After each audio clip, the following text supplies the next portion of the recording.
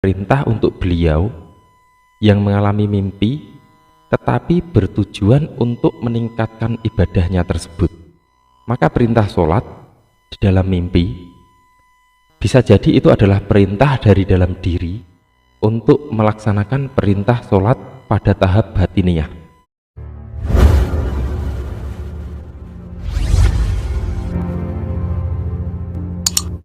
Assalamualaikum warahmatullahi wabarakatuh. Bismillahirrahmanirrahim. Alhamdulillah. Pada video kali ini adalah tentang contoh perjalanan spiritual yang mungkin bisa kita rasakan dan mungkin sering kita alami. Para sahabat semua, pada video sebelumnya aku telah share tentang perjalanan spiritual dengan judul tahap awal mulai perjalanan spiritual, dan kali ini aku share tentang contoh dan penjelasannya. Semoga ini lebih jelas dalam penerimaan seputar pemahaman spiritual ini. Dan contoh ini aku ambil dari pertanyaan sahabat sejati atas nama akun seputar. Apa arti mimpi disuruh sholat oleh almarhumah nenek saya? Katanya dunia mau kiamat. Apa saya yang berhalusinasi ya? Entahlah, saya juga tidak tahu. Saya dulu mimpi itu ketika saya baru-baru mu'alaf.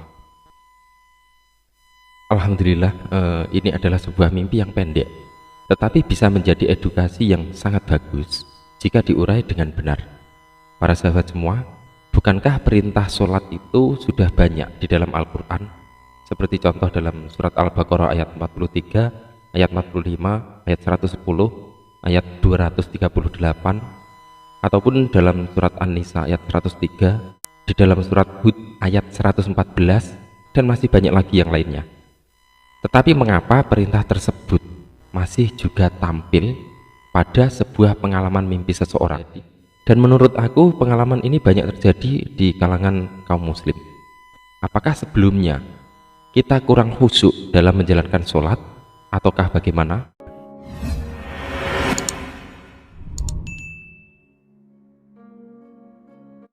Para sahabat semua, ketika seseorang mendapatkan pengalaman spiritual, contohnya di sini adalah mimpi, maka rasa yang nempel itu sangat beda dengan sekedar membaca. Rasa perintah dalam mimpi itu beda, lebih terasa mendalam dan lebih nandes dalam bahasa Jawa. Ataukah mungkin karena membaca adalah sebuah hal yang mungkin biasa? Para sahabat semua, perlu diketahui bahwa sesungguhnya rasa dalam sebuah mimpi itu adalah bentuk kasih sayang Allah Subhanahu wa Ta'ala kepada kita yang turun, sehingga rasa dari perintah tersebut sangat membekas kuat.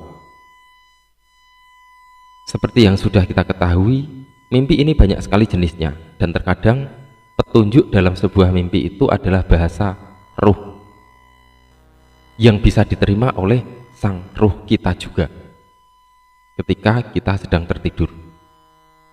Bukankah tidur ketika tubuh kita tertidur itu adalah saatnya perjalanan ruh dimulai? Sebuah petunjuk yang turun dari dimensi yang lebih tinggi dari dimensi kita sekarang ini, seperti pada saat dimensi ketika kita sedang tertidur sangat dalam, dimensi ketika mencapai fokus dalam meditasi, dimensi ketika kita khusyuk di dalam zikir, atau bahkan mungkin masuk ke ranah kekosongan. Lihatlah ketika kita ada di dalam kondisi tersebut, kemudian alam bawah sadar kita mampu mengakses dimensi kesadaran, dimensi batin. Syukur-syukur alhamdulillah ketika mampu sampai pada alam batin tertinggi, di mana itu pun menjadi lebih dekat dengan al-batin atau yang tersembunyi.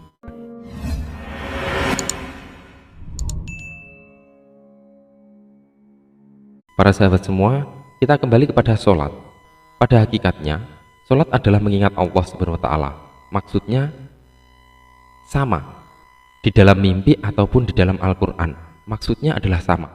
Di dalam kolom komentar tersebut juga sempat aku balas bahwa artinya adalah kita disuruh untuk mengingat Allah Subhanahu wa Ta'ala dengan sungguh-sungguh, selayaknya kita sangat dekat dengan kematian. Jadi apakah itu artinya kita membaca Al-Quran di dalam diri? Bisa jadi, karena kita mampu menafsirkan serta menjalankannya. Insya Allah, artinya kita membaca Al-Quran Qadim, sebuah kitab tanpa huruf dan tulisan, sebuah kitab yang tiada bentuk nyata, tetapi kita mampu mengaksesnya.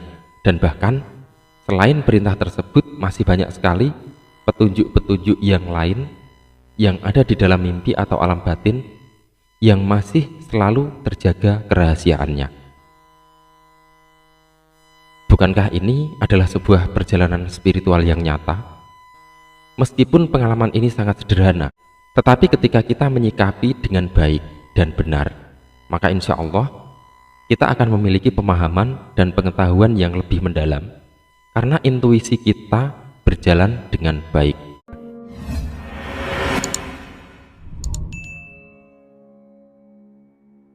Para sahabat semua, ketika kita menerima petunjuk tersebut di dalam benak kita, pasti terlintas sebuah pertanyaan.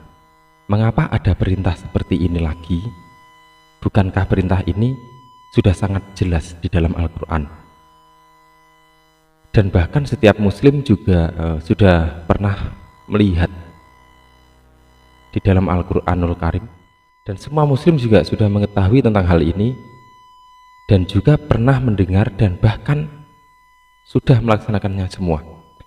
Para sahabat semua, menurut pendapat aku, perintah seperti ini bisa jadi adalah sebuah perintah untuk beliau yang mengalami mimpi tetapi bertujuan untuk meningkatkan ibadahnya tersebut.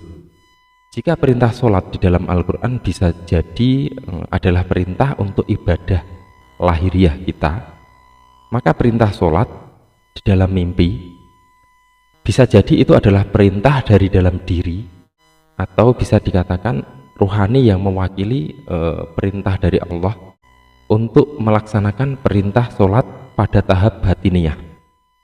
Hal seperti ini sudah banyak sekali dibahas.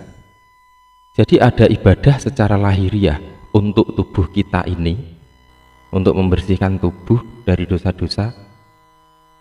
Ada pula ibadah secara batiniah, seperti ibadah hati, ibadah sukma, dan ibadah ruh, yang tujuannya adalah membersihkan sifat-sifat dari yang kurang baik menjadi akhlak yang lebih baik, sehingga kita menjadi umat muslim yang benar-benar bersih secara lahiriah dan batiniah. Berarti bisa kita sikapi ketika petunjuk tersebut datang dari lahiriah, kemungkinan besar ini adalah untuk urusan lahiriah kita juga. Tetapi ketika petunjuk tersebut datang dari sisi batin, seperti tadi yang sudah saya katakan, ini adalah suara ruh yang diterima oleh ruh kita pada saat tubuh kita sedang tertidur, dan dimulailah perjalanan ruh di situ. Artinya perintah-perintah dari ruh harus bisa kita sikapi untuk ibadah ruhani kita. Jadi akhirnya kita tahu bahwa perjalanan kita akan lebih meningkat lagi dari perjalanan lahiriah menuju perjalanan ke batiniah. Dan ini bisa kita pahami ketika kita mampu memahami makna dari sebuah mimpi untuk kita, ataupun makna dari sebuah lintasan atau petunjuk atau gambaran gaib ketika kita sedang meditasi. Disinilah akal seseorang harus memiliki peran penting untuk memahamkan pikiran dan kesadaran kita. Semoga kita mampu memahami perjalanan spiritual pribadi kita, sehingga kita menjadi orang yang mampu memiliki suluk pribadi pada perjalanan hidup kita. Semoga bermanfaat. Wallahu a'lam bishawab. Wassalamualaikum warahmatullahi wabarakatuh.